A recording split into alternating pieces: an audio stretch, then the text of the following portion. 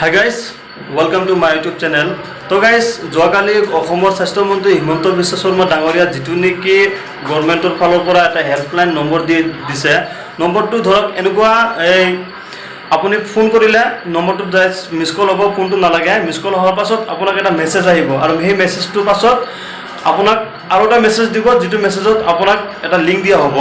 সেই লিংকটোত আপুনি ক্লিক কৰাৰ পাছত আপোনাৰ এটা গভৰ্ণমেণ্টৰ ফালৰ পৰা এটা ৱেবছাইট খুলি যাব যিটো ৱেবছাইটৰ দ্বাৰা যিটো ৱেবছাইটৰ সহায়ত আপুনি আপোনাৰ ডিটেইলছবিলাক আপোনাক খুদিব ৱেবছাইটটোত আপোনাৰ তাৰপিছত বেংক একাউণ্টছ খুদিব এনেকুৱা ধৰণৰ কেইটামান তথ্য খুদিব আপুনি বাহিৰত আছে নে অসমৰ বাহিৰত নে অসমত আছে আপুনি কিমান টকা ইনকাম কৰে এনেকুৱা ধৰণৰ এটা ৱেবছাইটত বস্তুবিলাক ৱেবছাইটত ফৰ্মটো ফিল আপ কৰিব লাগিব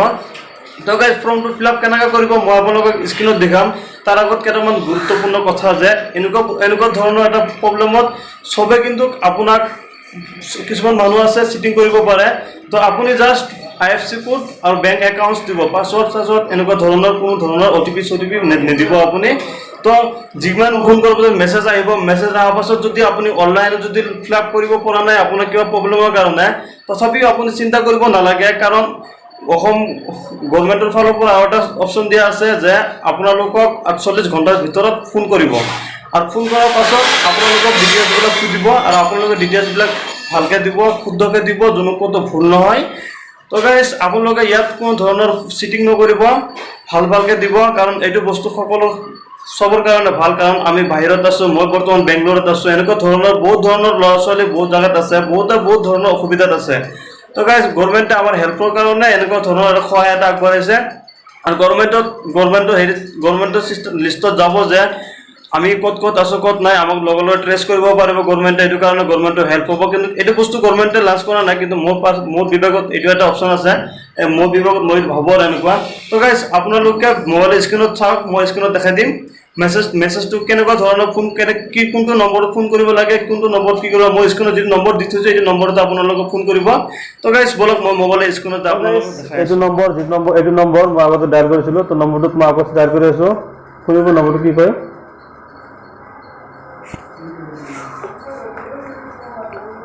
নমস্কাৰ অসম সমাজৰ ফোন কৰাৰ বাবে আপোনাক ধন্যবাদ কৰোনা ভাইৰাছে সৃষ্টি কৰা এই অভাৱনীয় দুৰ্যোগৰ সময়ত অসম চৰকাৰ আপোনাৰ লগত দৃঢ়তাৰে আছে আমি আপোনাৰ সৈতে 48 ঘণ্টাৰ ভিতৰত নিশ্চয় যোগাযোগ কৰিম তো গাইজ আপোনালোকে চালে এটা মেছেজ আহিব মেছেজটোত চাওক এটা মেছেজ আহিছে তো মেছেজটোত মই প্লে কৰিছোঁ এইটো মেছেজ মই তাৰ ফাৰ্ষ্টতে ফোন কৰিছিলোঁ সেইটো কাৰণে মোৰ তাত আৰু নটিফিকেশ্যন আৰু যিটো নেকি লিংকটো আহিবৰ কথা আছিল লিংকটো মোৰ আগতে আহিছে জাষ্ট মই ফোন কৰি কিনে আপোনালোকক দেখালোঁ যে ফোন কৰিলে কেনেকুৱা অপশ্যন হয় তো গাইজ মই লিংকটোত জাষ্ট ক্লিক কৰিলোঁ ক্লিক কৰাৰ পিছত অ'পেন ৱেবছাইট আছে ইয়াত এই চাব আহিলোঁ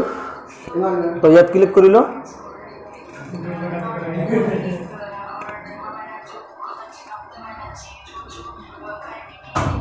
তো গাইজ আপোনালোকে চালে এনেকুৱা ধৰণৰ এটা ৱেবছাইট এটা লিংক এটা খুলিছে এনেকুৱা ধৰণৰ তো গাইজ ইয়াত লিখা আছে মই অসমৰ স্থানীয় বাসিন্দা তো ইয়াত এনেকুৱা ধৰণৰ ক্লিক কৰিব লাগিব তো গাইজ এনেকুৱা ধৰণৰ বহুত অপশ্যন আছে ইয়াত এনেকুৱা ধৰণৰ ক্লিক কৰি গোটেইবিলাক ক্লিক কৰি দিলে আপুনি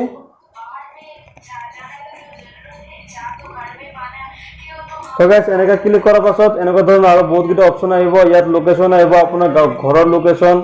এনেকৈ সব গোটেইকেইটা অপশ্যন আপুনি ক্লিক কৰাৰ পাছত লাষ্টত ইয়াত IFSC code bank accounts number এনেকুৱা ধৰণৰ আৰু কনফাৰ্ম একাউণ্ট নম্বৰ এনেকুৱা ধৰণৰ ধৰক পেজবিলাক চাই আছে আপোনালোকে তো এইবিলাক চব ফিল আপ কৰিব আপোনালোকে ফিল আপ কৰি কিনে লাষ্টত গৈ ইয়াত যাই কিনে ছাবমিট কৰি দিব ছাবমিট কৰাৰ পিছত আপোনাক ছাকচেছফুল বুলি এটা মেছেজ আহিব তো গাইজ এইটোত মই এতিয়া কৰা নাই কাৰণ এইটো অলপ প্ৰব্লেম হয় চিষ্টেমত তো গাইজ ভিডিঅ'টো চাই ভাল লাগিলে লাইক কৰিব কমেণ্ট কৰিব শ্বেয়াৰ কৰিব আৰু চেনেলটো ছাবস্ক্ৰাইব কৰিব আৰু বেল আইকনটো প্ৰেছ কৰিব এনেকুৱা ধৰণৰ নতুন ভিডিঅ' চবৰ আগত চাবৰ কাৰণে তো গাইজ আপুনি যদি কিবা বুজি পোৱা নাই আৰু মই বুজাত যদি কিবা ভুল হৈছে তো আপোনালোকে ক্ষমা কৰি দিব আই এম চৰি তো গাইজ আজিলৈকে এইখিনি আছিল জয় হিন্দ বন্দে মাতৰম জয় আসাম